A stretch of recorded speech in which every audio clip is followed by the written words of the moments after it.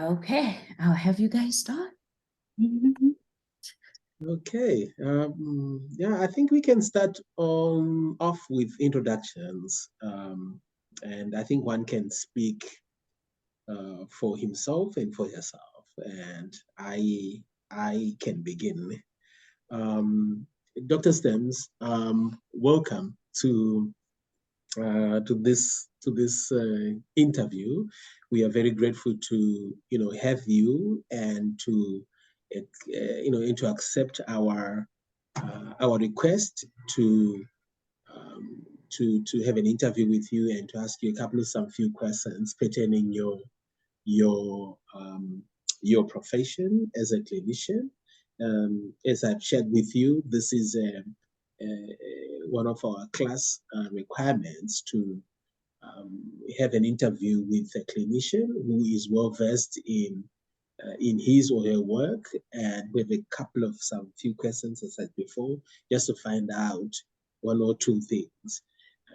Probably as our entry point, my name is John. I'm a first year student in the doing a master's in the pastoral care and counseling in the clinical track. I'm in my second spring semester, first year. Yeah, something like that. Okay. Thank you.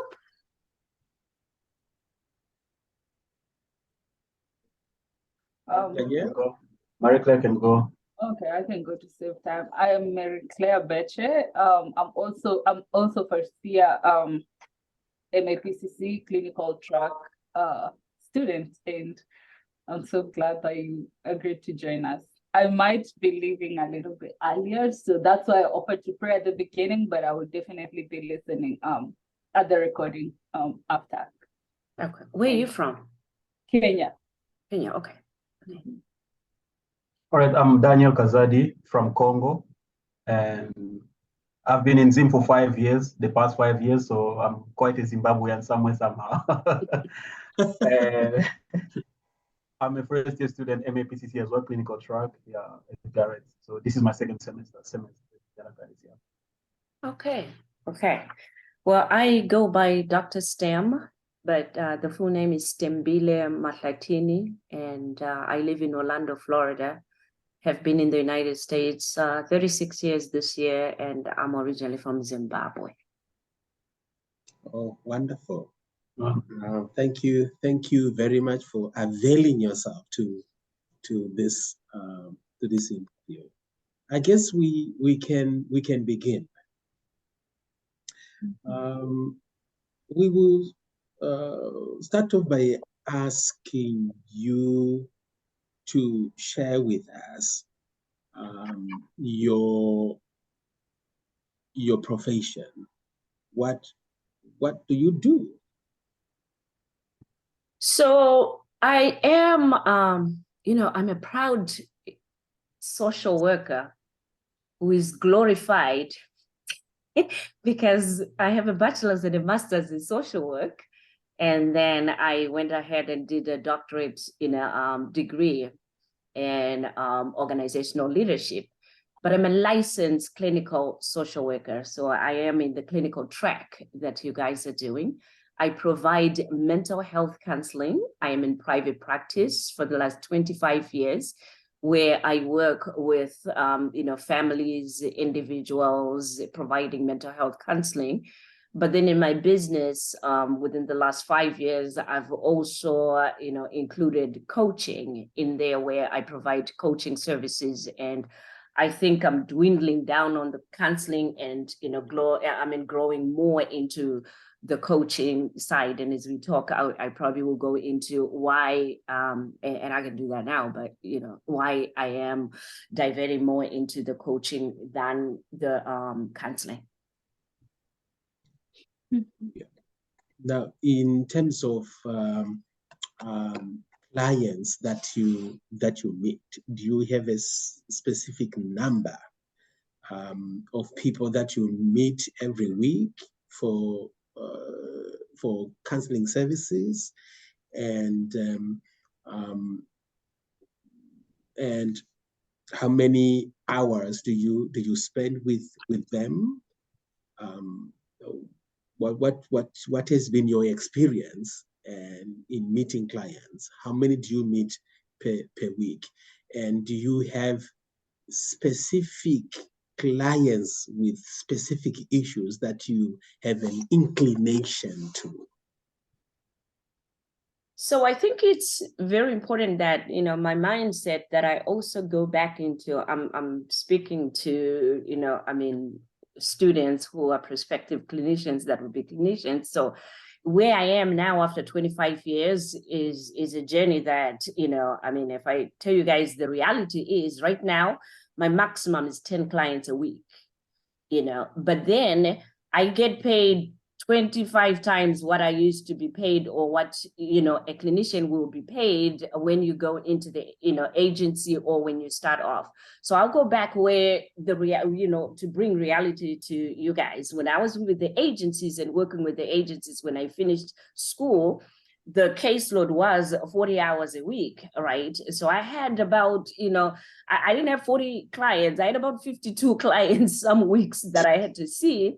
And the way that I managed those clients was not just doing one-on-one counseling. I also did group counseling. So when you add on the group counseling, which is 8 clients or, you know, I mean, less to be effective, the groups, you know, it was about 50 clients that you would see a week. So you would talk to somebody who's in an agency that would tell you they have at least about 30 to 40 clients that they see. That's the reality and normalcy of, you know, how heavy the caseloads are in the agencies.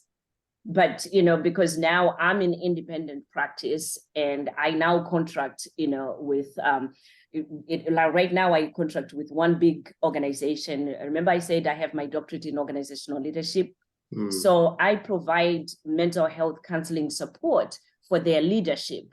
So because of that, you know, I mean, the contract also brings in more money, that with 10 clients, you get paid, you know, an equivalent of seeing 50 clients in a normal agency because of the contracts that they have, you know, with now working in that aspect.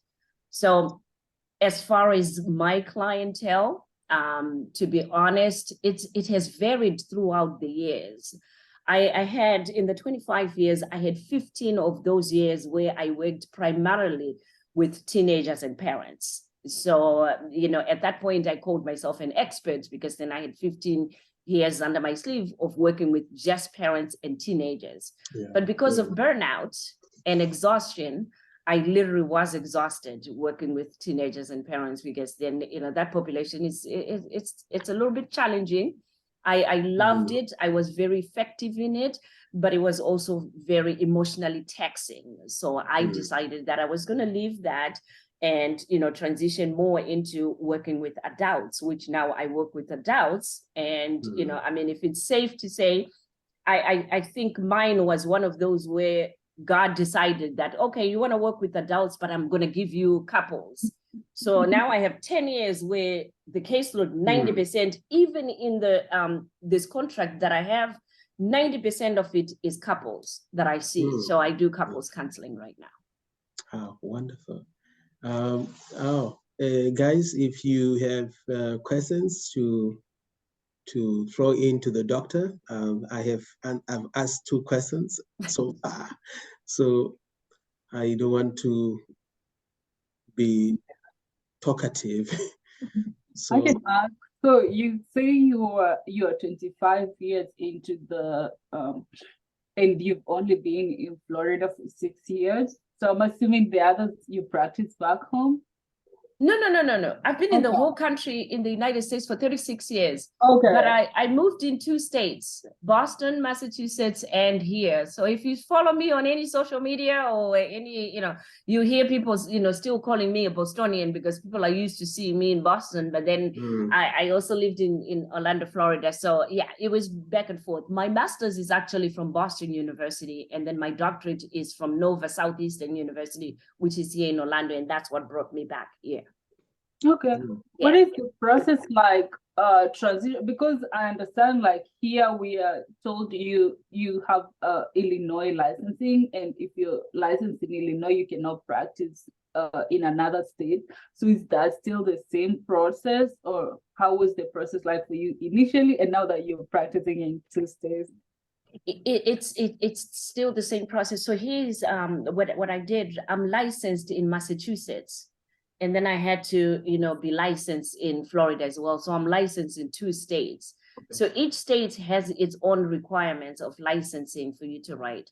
So for you guys, my understanding is, so if you have a master's in social work and you finish your master's in social work, you can get licensed as an LCSW in Florida, which is the highest licensing here.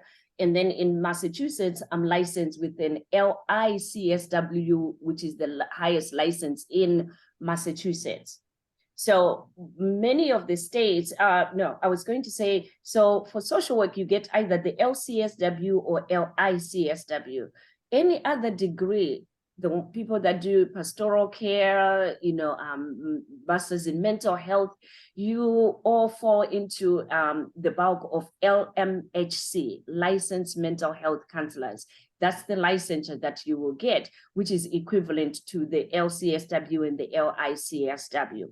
So with the LMHCs, I'm not quite sure how each state, whether they all have LMHC or they call it something else in every state, which in our profession for social workers, they have at a whole different level, but it will be the same examinations, similar examinations that we have to take, because we had to take exams. If you're licensed in California, that's one of the toughest, exams that is there for licensed mental health or, like LICSWs. Many of the states can do what they call a reciprocal, what do you call it? They can have a reciprocity. I can't even say the name for the licensure, where if you have a California license, they can, enroll you into their state licensure board without you taking an exam, but you have to provide them with the certificates and everything. So many people are like, well, let me move to California and get that one, because then I can get many other states licenses in there. So that's something that you might want to look into. Because of COVID, right now, there's a shortage, actually of clinicians. So many states have loosened out their licensure process where it's not as stringent. So people like myself, who's got, licensure in 2 states, I literally can add on other states, on my, as licensure, on my panel list. The reason being, when you're working under, as a clinician, the people that get, that pay us are the health insurances. So health insurances, you have to apply to be on the panels for the health insurances. So let's say Blue Cross Blue Shield. Blue Cross Blue Shield is in every state on the 50 states. So if I'm enrolled in Blue Cross Blue Shield, unfortunately, I can only serve people under where I'm licensed, even though the insurance is the same insurance. I cannot see people in Illinois if I'm not licensed in Illinois, even though I'm on the panel for Blue Cross Blue Shield. So now what the insurances themselves have done is they have loosened it up, where now the process is, if you apply and can be enrolled in Illinois because you're already licensed in Florida and in Massachusetts, it will be easy for you to just add on to the, on your insurance. They just add on that you can now also serve people in Illinois. So it's mostly about the insurances so that you can be able to get as many panels as you can. I'm on 14 panels right now, where I take 14 different insurances that I take. So, because of that, that means also I can see, people that have different insurances that will be able to get on my, to be served by me at this point, if they have those 14 insurances. Oh, wonderful. Sorry, I just wanted to follow up on that question. Please do. Is there a limit on the number of states that you can be licensed under? A number of states that you can be licensed under? Yeah. No. But then, I mean, you can't serve all of them. So one of the things that I'm hoping that you guys can get out of this is not to be overly ambitious, because it's really, you're talking to people, you're serving people. So the burnout rate is very, very high. And then, many of the reasons why I went, I said at the beginning, at the introduction, why I also went into, and got trained as a coach, is because the coaches get paid way more money than us, the clinicians that have gone through this rigorous training. And a coach just goes through a year of training, and some of them even 6 months of training, and now they become a couples coach, and they become, a women's coach, and yet I can serve all those populations, and the insurance pays me $50 an hour, and a coach is saying, no, $350 an hour. Or they will say $10,000, and I'll give you 5 sessions and $10,000. But what they are doing is, nothing that is different, from me as a clinician. The only difference is, with counseling, we focus mainly on the mental or emotional health of a patient, but we're focusing more on the past that is affecting the present. Whereas, the coaches are focusing on the present and saying, hey, how can you live your best life? How can we move you forward? Because you can't change the past. It's there, but we can't change it. So literally, many of them are they're very good at this, where if there's any past that might be affecting a person, that they're coaching and preventing them maybe from opening up to focusing on the future, they're good at saying, you need to go into counseling and then come to us, you see. So for me, I found an opportunity where I've worked with people and I can see how ripe and ready they are to get into the future. But because I'm a therapist, I'm like, okay, I guess I had to give you to somebody else. And then I thought, no, I want to be the one that once we get to that point, maybe I can also be a push, at some point where now we're not just continuing 3 years, 4 years, and just focusing on the things that we can change. So I can help you gently move into the future as a coach. So I needed to get certified as a life coach. I'm a life, career, and business coach certified. So I can help people in that so that they can move forward with their lives. Thank you. I wanted to ask, which kind of certification do you do to become a coach in the US? Which kind of certification did you do for the coaching? For the coaching, yeah. So, and this is the reason why I'm telling you that, it was like almost like a slap in the face for us to have to go to the university, because for coaching, you can go to any coaching school. I went to a coaching school that is actually, no, they're not in Chicago. She's in Iowa. It's a women empowerment school that is there that, all they do is coaching programs for women. That is in Illinois. That's where I did it. It was 3 months. It wasn't even, long. It was a 3-month course. Wow. And I was able to get, certification in there. But then after that, you have to go into, it's almost like an internship for 2 years where you get an intern as a coach under so that you can get some coaching hours. That's where, I think the learning becomes now, because then you have a seasoned coach and then they, supervise you with the supervision hours for coaching. Wonderful. Yeah. But it's a great tool to have, I think, for us as clinicians to be able to work through that, but also to help, with the patients in their goals, to make that as part of their goals to move them into the future. I like that. Yeah. I like that. Yeah. I wanted to ask about which kind of stress do you normally experience with this kind of work?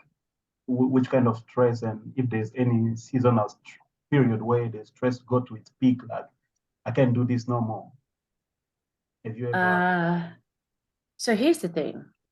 The reality is,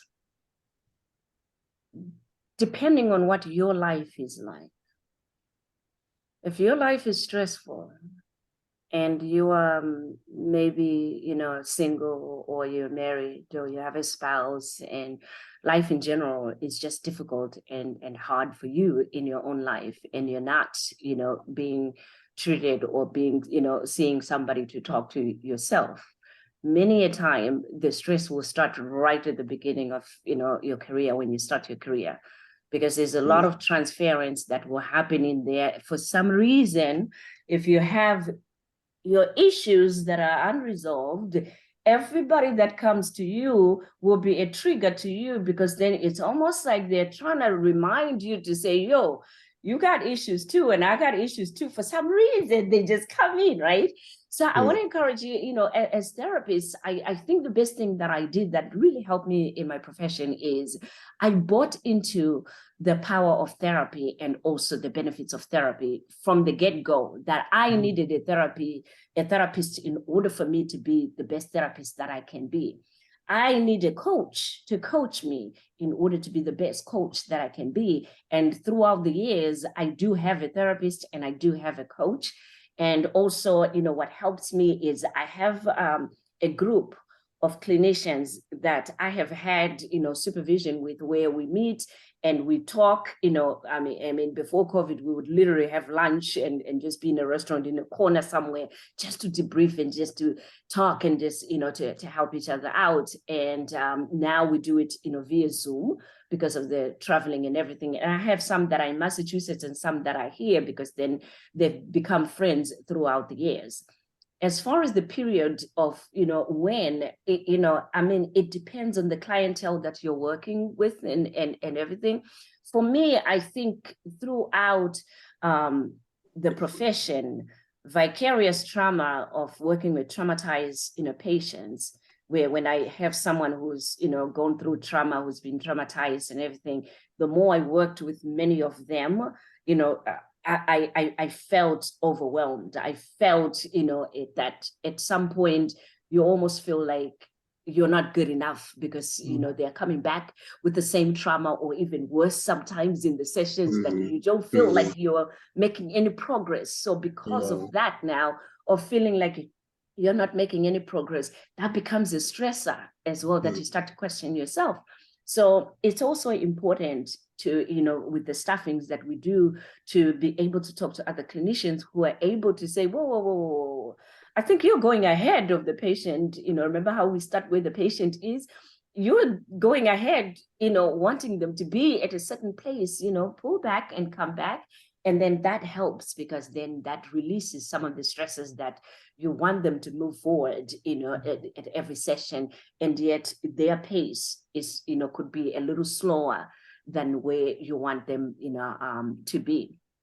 The other thing is, it's important that you work with the population that you enjoy working with.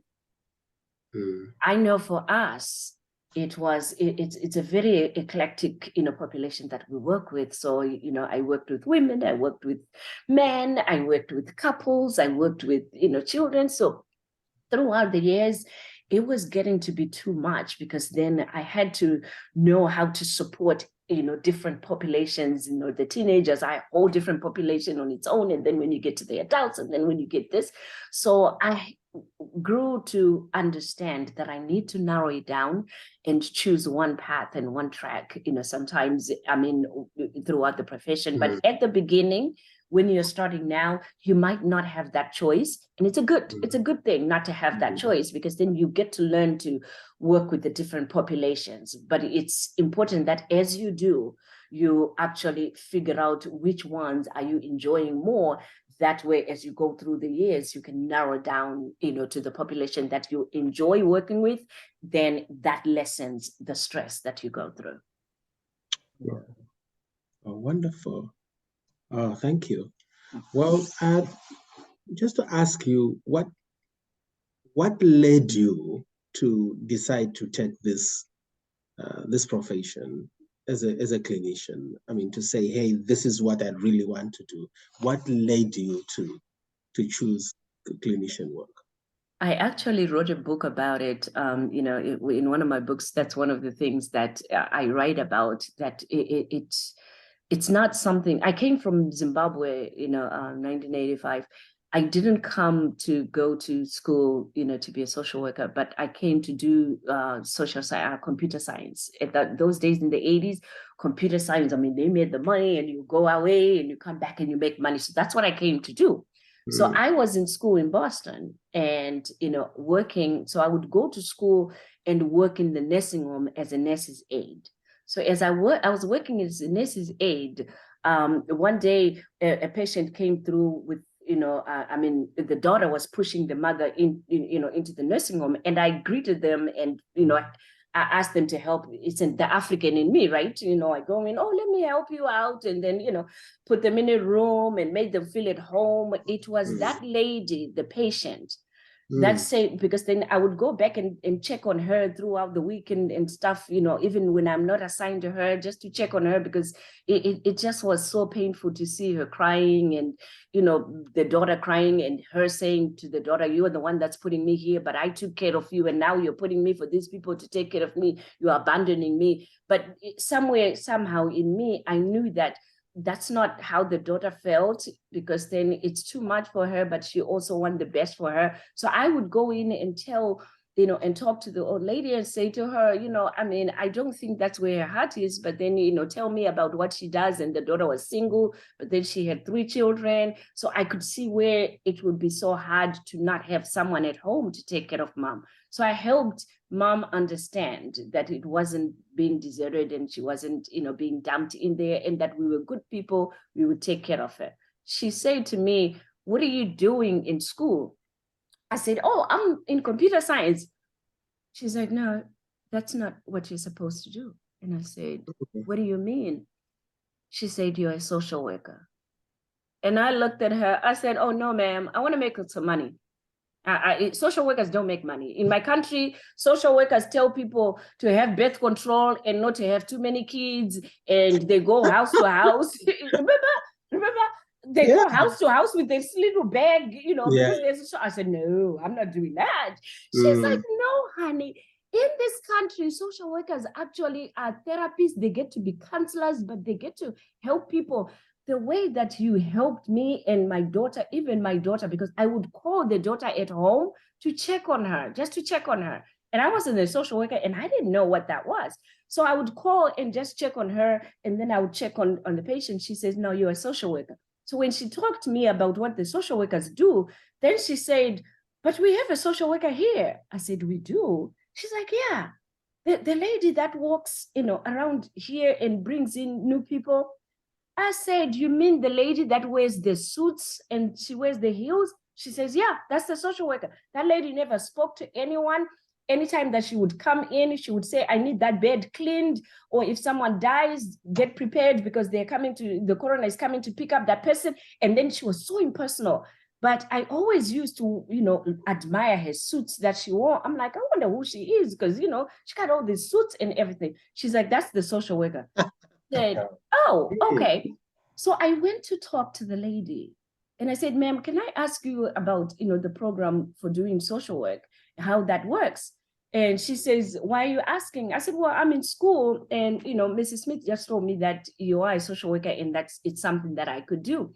And I was wondering what school you went to and what that entails, which is what you guys are doing now. And she says, well, it's a very difficult program to get into. So, maybe if you go to a school like Salem State, it might be a little easier. I said, no, but where did you go to school? And she says, well, I went to Boston University, and that one is a stringent school. I said, oh, okay, well, thank you so much for your time. And I went back into the patient's room. She's like, did you talk to her? She was so excited. She said, did you talk to her? I said, yes. She says, what'd she say? I said, all I know is I'm going to Boston University. Wow. And that's where I'm going to get my social work. And you are talking to a Boston University graduate. Wow. Congratulations. Thank you. Now, I want to make a follow-up on that. Just to ask you that as a Zimbabwean, all the way from Africa, and as a woman, and not just as a woman, but also as a woman of color, what has been your experience in interacting with other ethnicities as clients in your line of work? And just to amalgamate, that experience, that racial experience, and the challenges that comes with it, and relating that with the challenge of the profession. What has been your experience in the racial perspective and its challenges, and putting together the challenges themselves of working as a clinician? That's a great question. And, in my mind, it's coming out, like, I think what helped me was, you see how I started it off with this lady where I didn't even know that I was helpful because I'm just being African and I'm just being Zimbabwean and I'm just helping wholeheartedly, where I help this person. And I also want to make sure at home that that other one, can sleep well, knowing that mom is in great hands. We're going to take care of her. And I am going to make sure that I follow through. If she gets a bad nurse's aide who's got an attitude or something, I'm going to make sure that she sees my face, which is a friendly face, and say, what else can I do for you to make sure that she's okay? You see? So coming from then, and they were Caucasian, that family. So at that point, and also I think traditionally that's how we are brought up. A person is a person. And especially as Christians, God loves all of us. So then we serve from the heart. So I never had this, because I'm Black or I'm African, maybe they might not receive me. That wasn't in my head, because I'm here to serve and I'm doing a service. Is discrimination there? Yes, it's there. And yes, you will experience it. But know yourself and know your truth of why and you are doing this work and why you will be in that agency or in that place that you are there. The discrimination and everything might even come from management and other clinicians and other people, but the people that you're serving, what they're looking for is help from someone who's qualified to serve them.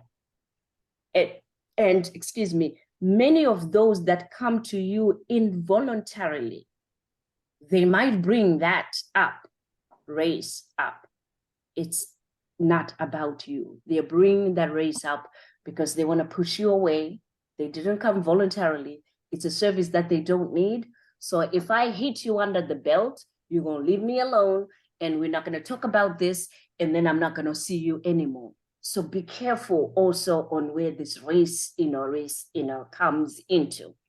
The other thing was, I think, there was one time where I made an appointment on the phone. They didn't hear my accent for some reason.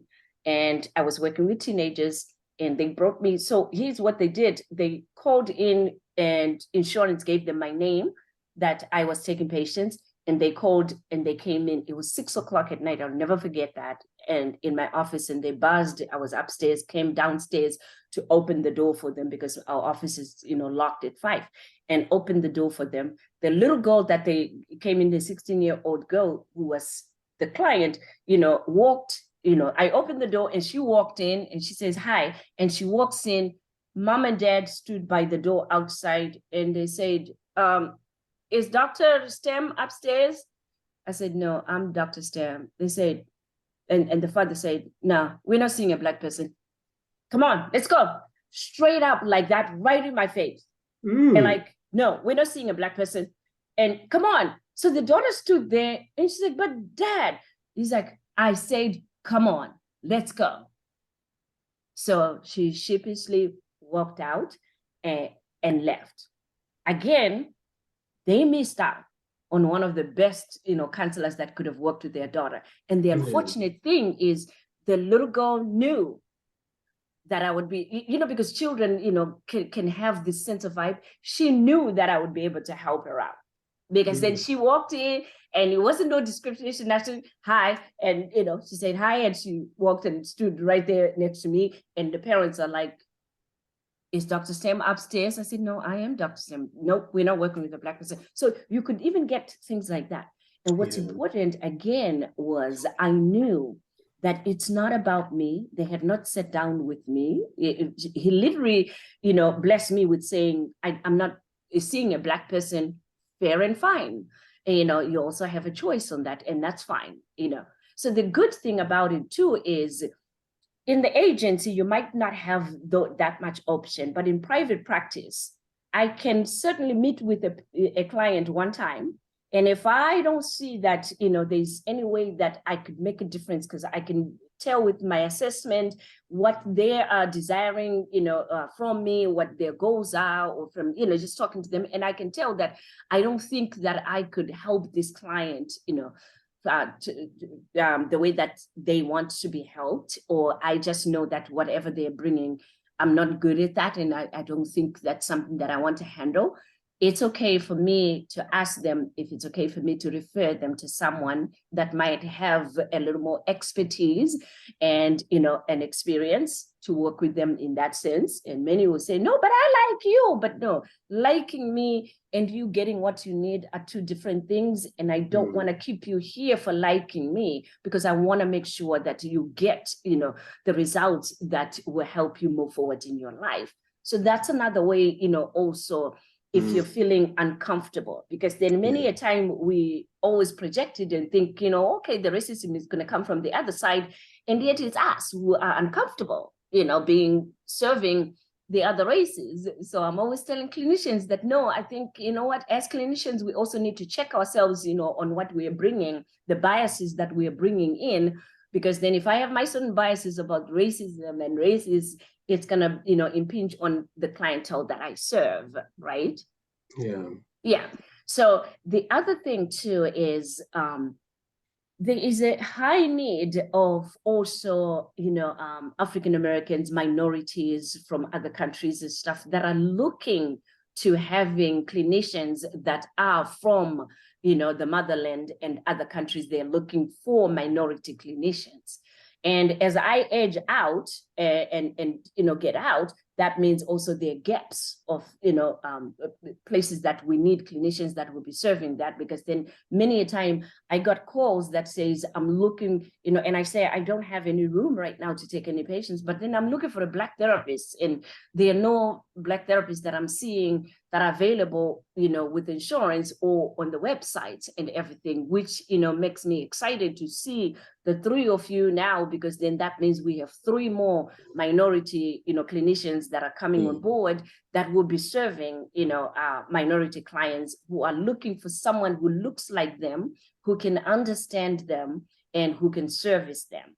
And especially, so right now I do trainings as well. I do corporate trainings, and I'm trying as much as I can to go into the churches, to go into organizations, African organizations and everything, to normalize counseling, to talk about counseling, because our people, counseling, no, I'm not talking to anybody about counseling, but we know that, the stress, the anxiety, depression, mental health issues are very high and prevalent. We have high rate of suicides among Africans and African Americans. So all of that, require mental health, treatment. So when we go in and they see you and I, and they see a pastor, who's also a clinician, even your sermons will be different, Pastor, because when you are, preaching, you're not going to say, just stick to the Bible. You're also going to refer to, in other instances, there are, moments and times that we need to seek the outside help. We need to seek the additional help. But as I do that now, many of them are opening up to wanting the service, but they're still not quite open to having someone who doesn't look like them and can understand them to be the one that helps them. So now we have that big gap also that's coming in. Well, I want just to make a follow-up, then I will leave the time to other guys to come in with the questions. Okay. I want to draw your attention to this incident where this white dad instructed her daughter to say, hey, we are not going to meet a Black woman for counseling. How did you feel? I would just want to inquire about your feelings. How did you feel? And was there a special way you used to calm yourself down? Because that was really like a situation or an incident where someone is throwing a brick right on your face. How did you feel, and how did you manage it? I literally laughed it off, because I'm very confident in my Blackness, and I love being Black and being African. And, I'm not just an African, I'm Zimbabwean. So, you know, straight up, you know, I'm Zimbabwean, and you know, and the thing, yeah, I mean, you know, and the thing about it is, you know, I mean, not being cocky or anything, I'm really, really good at what I do. And you know, and also know that I could have helped, you know, them as a family, and helped, you know, that young child, right? So you know, even my friends, we laughed about it for years. They're like, oh, you know, because then we are a mixture of Black, you know, white and Hispanic in our groups for the clinicians. So we're always calling each other sister from another mother, brother from another mother, or something, right? So they're like, hey, I don't know what I would have done if somebody called me that. I said, well, but here's the thing, right? I totally understand what that young lady, because that's you know, my first reaction was being empathetic to that young lady. Because being raised by parents, you know, I can't say anything for the wife. She didn't say anything. She was starting to walk in when she was pulled back and said, you know, when I answered to say, I am DrStem, she was pulled back, the wife. So I can only imagine being raised, you know, or married to someone who has such beliefs about people, and, you know, I mean, such harshness, that's what my heart hurt for, you know, for the young lady, as well as for, you know, for the lady who didn't say anything in there, to just say, okay, no wonder why they have issues. And it also, you know, I think validates the work that we do. That's the reason why we do what we do, because of, you know, situations like that, dynamics like that in a family. So what you can do is just pray that they find, you know, someone who's open, that, you know, they can relate to, because every time that you do work with the young people, you have to make sure that the parents are the one that can connect with you first. Because if you don't connect with those, you know, parents, you can serve, you know, the child. And many a time when they bring in the child, that's not, you know, your client. You know, many a time it's a scapegoat, you know, that poor, you know, child that is there, because then the work is, you know, they're actually acting out what is happening at home. So I can see why that kid would be defiant, would not be listening, because mom and dad at home, this is what they have, you know, don't talk to Black people, I don't talk to this, and don't do this, and don't do that. So I can only imagine, and when she goes out, she's going to be smoking weed and getting high, because you know what, I can't take these two people here. So yeah, so that's the thing. So I didn't take it, you know, personally. Again, in this work, you know, many people, as I said at the beginning, will project, you know, on you their own problems, their own issues, and hence the reason why every clinician, my recommendation would be that you have this kind of support group, but to also have your own therapist that you can talk to, because then you can process things like that, just in case you go home now and you think, oh, wow, you know, I was called Black person. Not that it changes anything. I'm in private practice, you know, I mean, it's like next, okay, that slot that I thought that was going to be taken by that, now somebody else can take that slot, you know, because there's always plenty of people that are waiting to be served, and they're on waiting lists in agencies and you know, places like that. So I was like, okay, you know, that's not mine to serve, and that's fine. I'm okay with that. Well, thank you very much. Wonderful. Guys, do we have more questions? I do. This is really good. I'm gonna stay a little bit longer. You know, I was looking at the time. I'm like, ooh, Sister MaryClare said she was gonna leave. Okay. This is really good. I was gonna do a follow-up on when you talked about knowing your own biases as a clinician, because that might also influence how you show up in the space. And I think I'm just curious about, you know, you being from Africa and doing this kind of work, were there or are there still like any embedded cultural ideologies that kind of influence your clinical spaces, or you, when you go to coach, are there any, you know, embedded cultural ideologies that influences the space that you go to?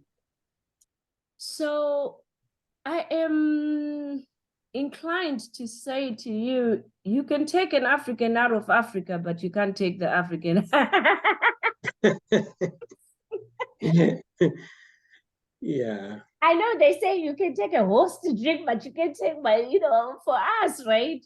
we do have certain beliefs and values that we bring, but at the same time, I think I really have evolved, because some of them they're different, because then you would think that, okay, maybe as Black people we're all raised the same and the expectations from parents are the same, and but no, even in our own cultures, when you now get out, you can see the differences. And also from us being, even me and Rev being from Zimbabwe, you'd think, okay, maybe we have this. No, very different from that. So it's very important, once again, to start where the client is, even as a culture, to say, what, okay, these are the cultural values for, African Americans or, Africans, because then we are different, Africans and African Americans, right? It's important to literally get, the cultural values and biases of the client. And then as you work with them, to check and guess what your own beliefs and values are and biases are, because otherwise you will be imposing on them, your own beliefs, which now makes it difficult and challenging sometimes, because then some clients, become more difficult and challenging. And many a time it's because sometimes we are imposing our own beliefs and our own values on them. Whereas now, if we take a step back and really also reevaluate our own selves and what we're bringing to this, relationship, coaching or counseling relationship, that is very, helpful in that as well. So yeah, I'm still African, but after 30 something years, I think I'm more Americanized African, Oh, wonderful. Yeah, which means I do understand that, at the end of the day, our goal is to make sure that the client's goals are met, and, also that they feel that they have gotten value out of the relationship, or, the time that they have been with us. Yeah. Yeah. If I can ask another question. Sure. I don't know if you can recall how you started at the beginning. Yeah. I want to know how you faced that challenge of knowing that this is my first client, maybe my first experience at an agency as a Black and like an African guy. When you started off, like for some of us, we are going for internship next semester. Yes. That anxiety is there. Like, well, it's gonna be my first time working in an agency. Working with clients face to face and stuff. How did you handle that? So when I went for my first internship, mine was trial by fire, because I was in Boston when I did my master's degree, and I went into a residential program for substance abuse, women that use substance abuses. And I was given someone with bipolar disorder. Yes. And I mean, this lady just like, and I didn't know, 1 minute she's nice, and the next minute she was cussing me out, and the next minute, and I was like, wait a minute, I didn't even do anything. My supervisor went to town with me. I was like, in supervision, I said, ma'am, I didn't do anything, So I literally was crying, because then it was in one session of meeting with her that this woman went from here and she was like way out there, and I'm like, what is wrong with her?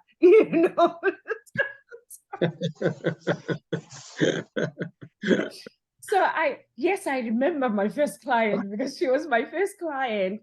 And Wow. I couldn't finish the hour. The hour was like, 24 hours just sitting there in 1 hour. And then, the good thing was my supervisor, it was a residential program. So I was put in a room, I sat in with her, talked to her. I had my assessment of questions, the psychosocial assessment. So I was just asking questions to do a biopsychosocial assessment, right? Just to get more information about the client.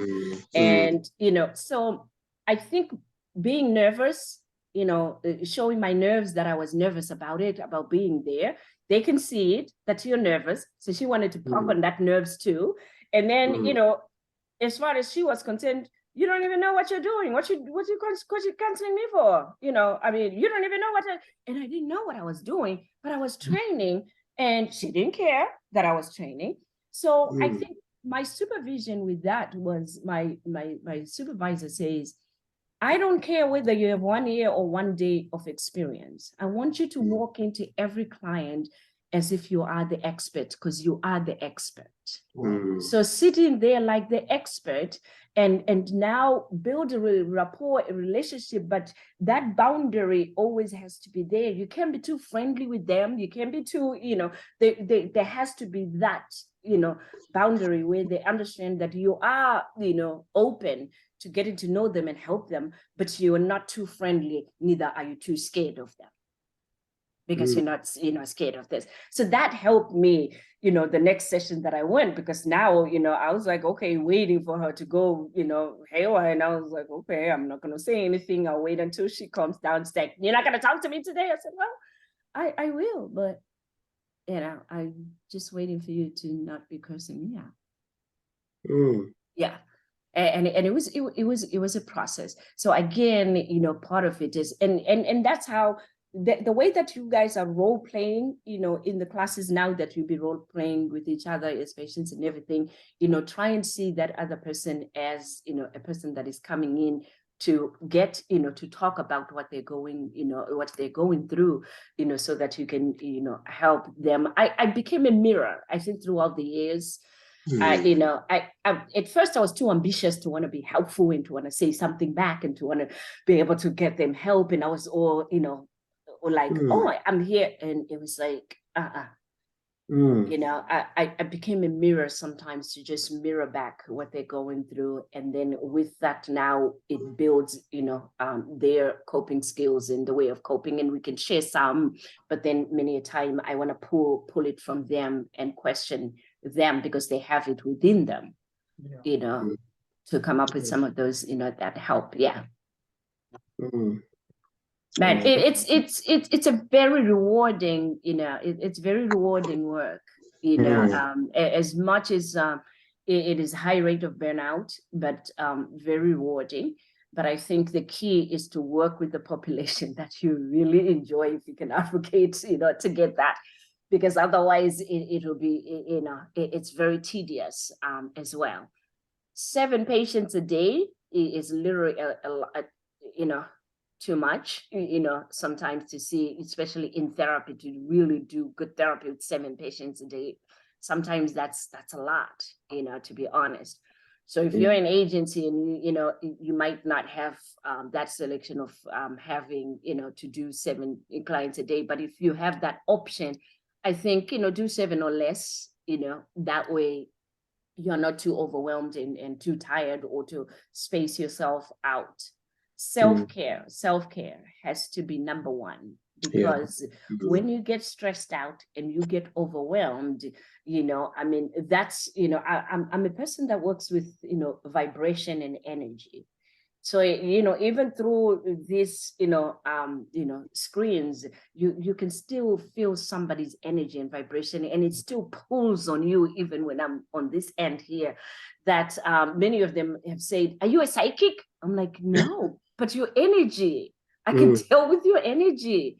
Was it a rough day or was it a rough week? And they're like, oh man, it's been rough, doc. I'm like, I can tell. Reverend came on and he's like, good evening. I'm like, Rev, you exhausted? He's like, yeah, I'm exhausted. No, but now I'm alive. I mean, I'm strong. Nah, yeah, like, but you came in, you're like, oh, I'm exhausted. I'm like, yeah, I can tell. You can tell with that, yeah. So, you know, throughout the years, you also learn to, you know, check your own vibration and your own energy. And it's important to preserve that energy. One of the things that I think as an African-American or as a Zimbabwean, I didn't, you know, do or believe in or do was meditation and mindfulness. It was like, what is that? Mindfulness, and quite, you know, it was like woo-woo stuff, right? So let me tell you, we need that woo-woo stuff, you know, because then, yeah, our minds are absorbing so much. There's so much that we're absorbing. So what it does, it helps me to empty out, some of the stuff. So what I'll do is I will send Rev, the mindfulness meditations that I give my patients, and you guys can also, utilize those, because then even as students, I think sometimes it's good to just empty your minds and just relax your minds and just lay down there and just let it play and meditate. Thank you so much for that. You're welcome. Yeah. So just to make a follow-up with what you just said, is it like the meditation that you're talking about? Is it a way of cooling yourself down, probably after a stressful day? Is that what you do? And what has been your experience in just cooling yourself down? Do you have a certain way, a certain unique way of just cooling yourself down after a stressful day? I think after every day, because then, I like to do something, after every day. So in the mornings, I walk, I live in Florida, so it's very nice and sunny, right? So I go for a walk, and I'll go for like an hour walk and, put my headphones on, and I love music, and I'll be playing music and, singing and jumping and just going, on. At the end of the day, I like to take a shower and just take a long shower in the shower to just have water, or I'll take a nice bubble bath, and just sit in there in the bubble bath and just relax it all.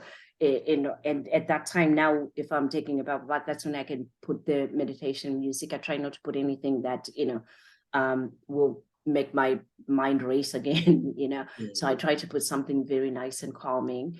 I have candles. I light candles. I like candles. So even in my room where I'm working now, I have a candle. So I have a candle that blows in, that's burning. I like the smell of just different neutral candles that I do as well. I play music. Gospel music. I'm on a radio station that I play music every Sunday. That's my playtime ever. I love doing that.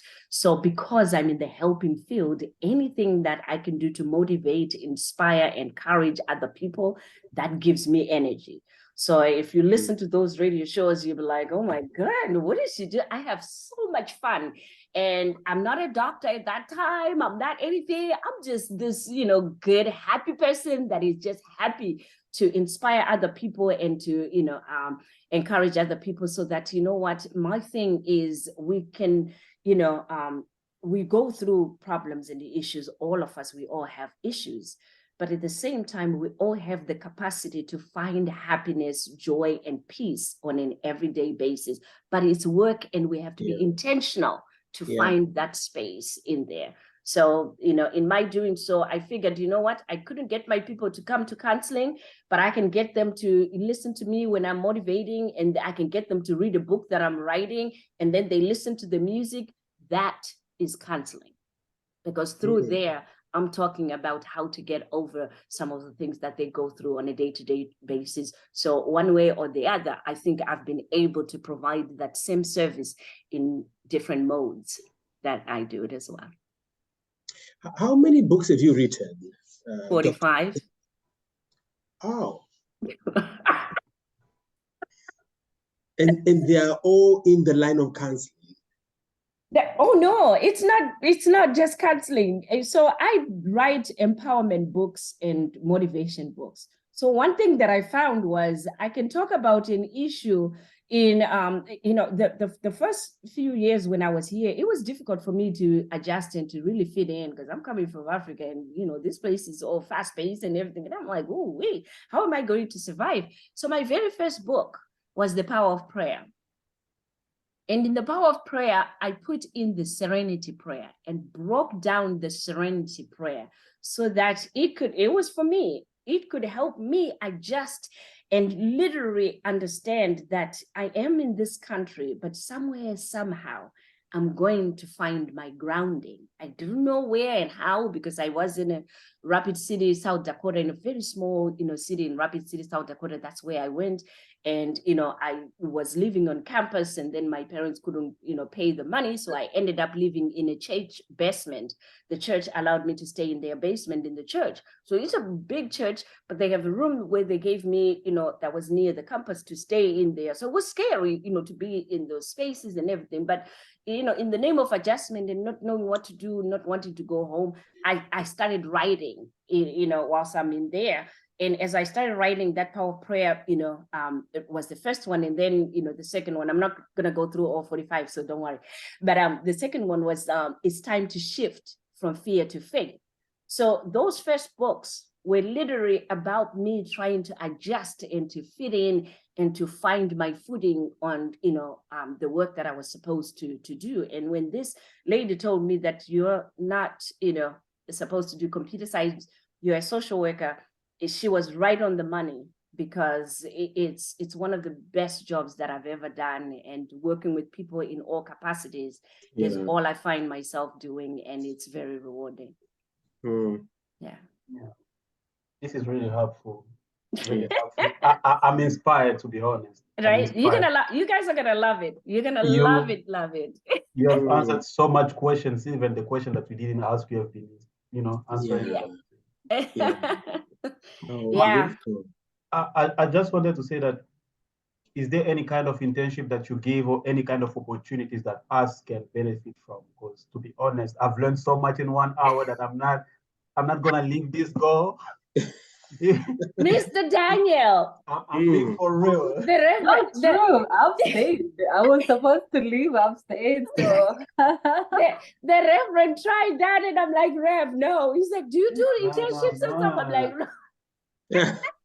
no, like any trainings or coaching that we can join, Yeah, so the different programs that are, I share, I'll share with you guys. But you know what?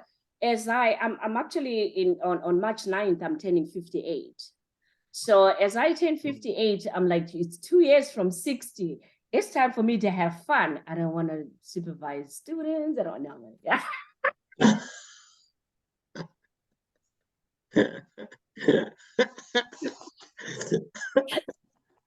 Well, I mean, it's called Real Talk. I just remembered your recording. I'm like, oh, snap, I'm sick.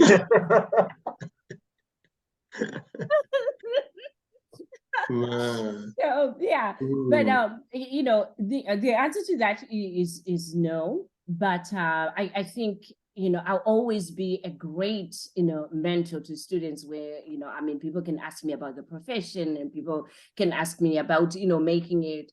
I did supervise interns before. I am a qualified supervisor for the social work licensure. So I've been, supervising them. But one of the things that I tell all my supervisees when I used to work with them is, you don't work under me and be supervised by me and not have the intention to be in private practice one of these days. So all of them are now in private practice, and they went under my mentorship, and I was able to help them build their own private practices after they finished their interns and everything, because then it gives you that independence to work with the clientele and population that you want to work with.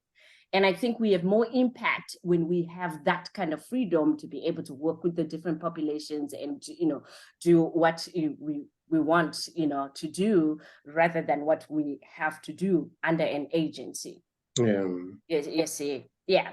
So now I do trainings, I do speaking. I'm a speaker. I went through training for National Speakers Association and Toastmasters to become a motivational speaker. So I'm a motivational speaker as well. Again, that's part of serving the people. It's part of a service as well, doing that. So I enjoy doing that as well. Yeah.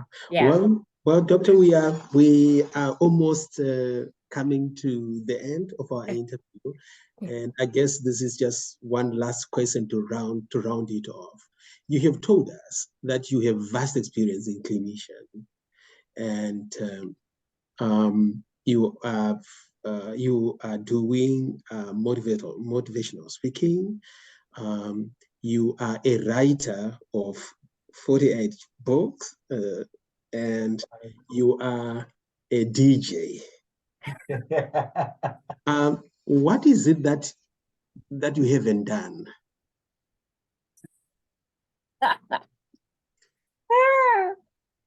I don't know. I don't have anything that I can say I'm yearning to do now. And remember now, what drives me is I remember when I started playing on the radio, there was somebody that said, you know, if you're a doctor and you're a mental health clinician, why in the world would you be a DJ? I said, well, whether you call me a DJ or not, my role is to get out of my office and reach out the many people that are out there, because then many people hear about therapy and they hear about counseling and they see us as woo-woo people that, you know, I'm not going to counseling, I'm not going to mental health, and, you know, I don't have a problem with this. But you know what, depression, anxiety, and people really hurting themselves is very prevalent, and they need to, you know, hear and see us. So I wanted them to see the therapist, to hear the therapist, to relate with the therapist. So if I'm a DJ and they say, what? You're a therapist and you play music and you're a DJ? Now I'm normalizing it, because they know they'll be talking to a real person, normal person that they can relate to. If I'm speaking on stage, they can relate to me. If they're reading my book and they're reading my story in my memoir, they're like, oh my goodness, she actually also is, you know, like us. You know, and now it's easier for them to call and say, I'm going to go into therapy, whether it's with me or the next person. So that's why I've been so, you know, multi-versed and just going and doing different things. I've been having fun, but my whole heart was to reach people so that they can normalize counseling and receiving services that they you know, can really help them in their lives rather than struggling and suffering. There's help. Yeah. Daniel, can you have the honor to thank DrStem for availing yourself for this interview, and then I can pray. Yeah, to be honest, I've learned so much, so much.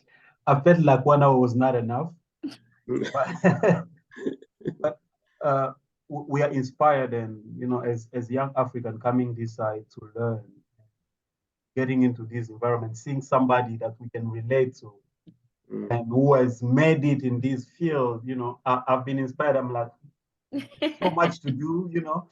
There's so much to do. I've heard about coaching, something that I've never heard before. This is my first time listening about coaching and stuff.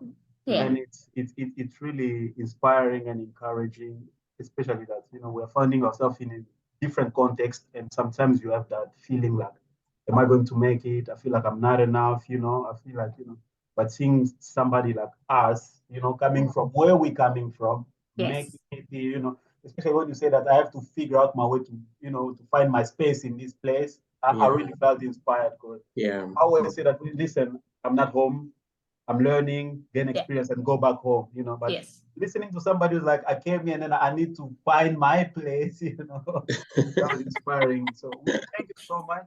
Thank you for having this time with us. And, you know, the interview, I guess I'll go through it again, because I'll need to watch it again. There's so much content. At a certain point, I stopped taking notes, because I'm like, hey, I'm missing out some stuff. Let me stop it. I'll get the recording. You know? Yes. Yeah, no, we have it all recorded. Yeah. We really appreciate so much, and would love to stay in touch. If there's any question that you can help us, we'd love to do that. That's really helpful. Yeah, Rev, can you give them my WhatsApp? Because then I understand you guys are all on WhatsApp. So if you can forward them my number, that would be great. Then they can also ask questions whenever they have. Yeah, you can stay connected with me. I would love to answer those. I would do that. Okay. I will avail your WhatsApp number to Daniel and to MaryClare. Yeah, that's great. Yes. Otherwise, those are the least words that I can say, but we're really grateful. Thank you so much. Welcome. Yeah. Thank you, DrStem. Thank you. I'll just say the benediction. Now the peace of God that passes all understanding, keep our hearts and minds in the knowledge and in the love of God and of his Son, Jesus Christ, our Lord. And the blessings of God Almighty, the Father, the Son, and the Holy Spirit be with us and remain with us always. Amen. Amen.